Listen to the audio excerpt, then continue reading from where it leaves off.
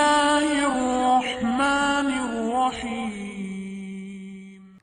السلام علیکم ورحمۃ اللہ وبرکاتہ۔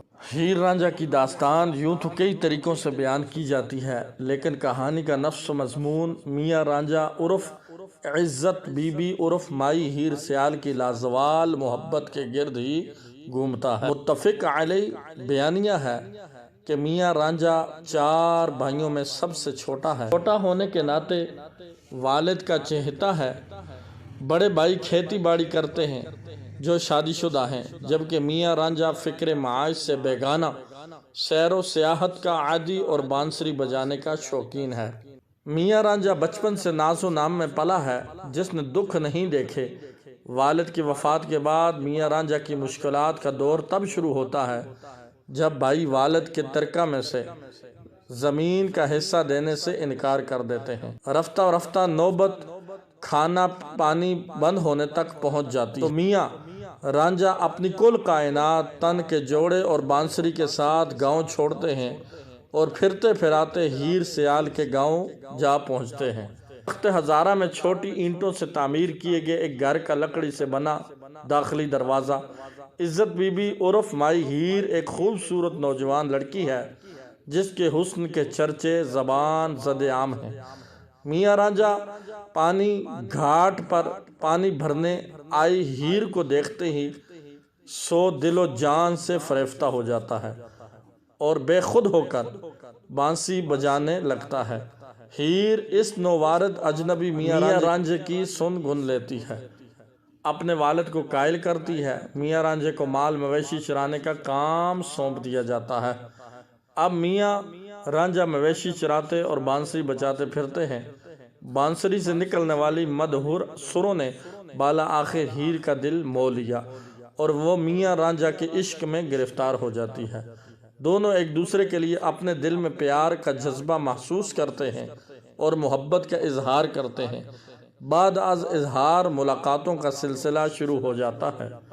بالا آخر ایک دن ہیر کا چچا کیدو ہیر رانجھا کو عند ملاقات دیکھ لیتا ہے۔ کیدو ایک حاسد اور منہ پھٹ انسان ہے جو ان دونوں کی خفیہ محبت کا پردہ چاک کر دیتا ہے۔ ہیر رانجھا کی محبت کا چرچا عام ہونے کے بعد مزید بدنامی سے بچنے کے لیے ہیر کے والدین نے زبردستی ہیر کی شادی کر دی۔ میاں رانجھا اپنی ہیر کے بیائے جانے پر سخت دل برداشتہ ہوا۔ اسی صدمے میں گرفتار بغل میں بانسری دابی اور پھر جنگل بیابان میں سرگرداں پھرنے لگا۔ اسی دوران میاں رانجھا کی ملاقات بابا گورکھ ناتھ سے ہوئی، جو جوگیوں کے ایک فرقے کن پٹھا کا بانی۔ گورکھ ناتھ کی تبلیغ سے میاں رانجھا نے گیروا لباس زیب تن کیا، ہاتھ میں کاسا لیا اور جوگی بن۔ اس نے اپنے کان چھدوائے، دنیا کو خیر باد کہا اور سادھو سنت کا بھیس اوڑھ لیا۔